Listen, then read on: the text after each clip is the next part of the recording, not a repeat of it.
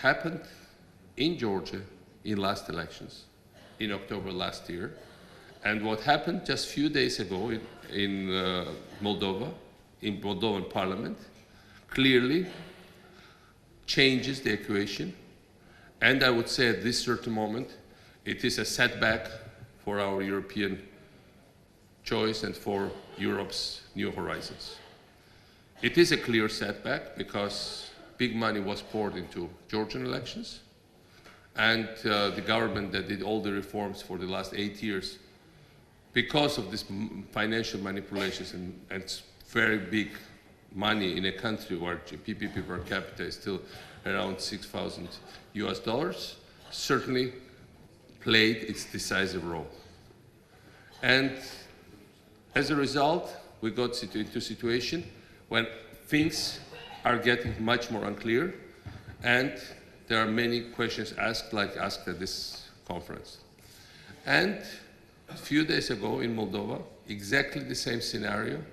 Now again, money entering the Moldovan politics this time, again from the same destination, from the same origin, and again with the same goal to unsettle the balance. And again, the result that the government of our friend and a member of this family, Prime Minister Filat, was deposed. And again, Moldova's perspective for Vilnius became much more uncertain.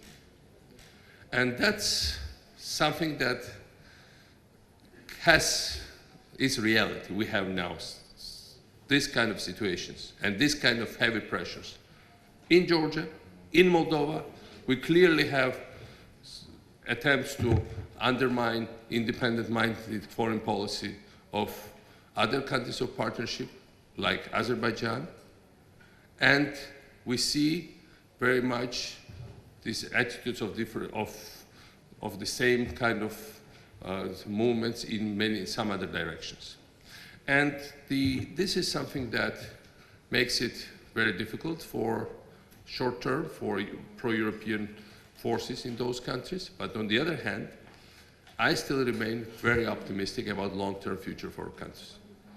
What we need to maintain now is not just declarations and positions. What we need to maintain is, in those countries, we need to maintain democratic system of government.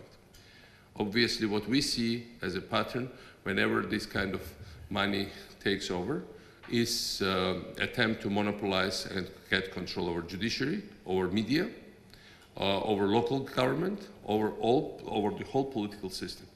If we can keep it intact, then in the conditions of democracy, in the conditions that there is no other alternative for our nations but Europe, I think things should be taken care of and we'll continue our movement.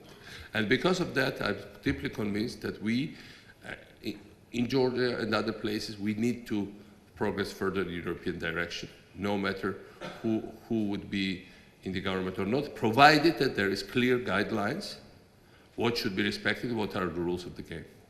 Because we don't have a single constituency, say in my country, that would even doubt whether Europe is relevant and whether we have other alternative but Europe. And that's a very powerful instrument for us, but also for our friends Europe-wide,